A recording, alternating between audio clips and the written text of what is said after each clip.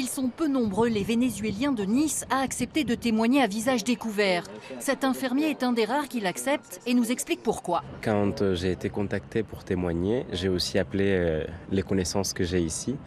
Mais le résultat de ces 26 ans de dictature ont fait qu'on vit, ou du moins beaucoup des ressortissants vivent avec cette paranoïa, cette psychose collective de si le gouvernement apprend qu'on est en train de parler mal d'eux, on va avoir des représailles. S'ils n'arrivent pas à nous attendre nous, ils vont attendre nos familles. Cette étudiante, elle, souhaite rester discrète. Comme Arturo, elle se souvient précisément de son sentiment quand l'enlèvement du président Maduro par les États-Unis a commencé. J'étais chez moi, je venais de me lever. C'est terrifiant.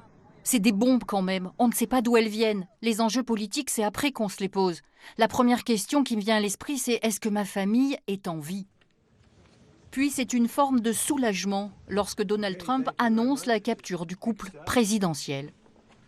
Je ne soutiens pas spécialement le président Trump, mais pour cette décision isolée, pour cet acte isolé, je suis complètement en accord et je pense que c'est un sentiment qui est partagé par beaucoup de ressortissants vénézuéliens à l'étranger et aussi dans le pays.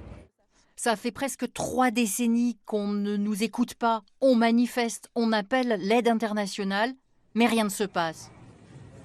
Nicolas Maduro comparé aux États-Unis pour son rôle dans le narcotrafic, mais rien n'est encore réglé. Je pense que s'il y a une chose que les Vénézuéliens méritent après 30 années comme celle-là, c'est d'avoir le droit de choisir eux-mêmes leur propre président.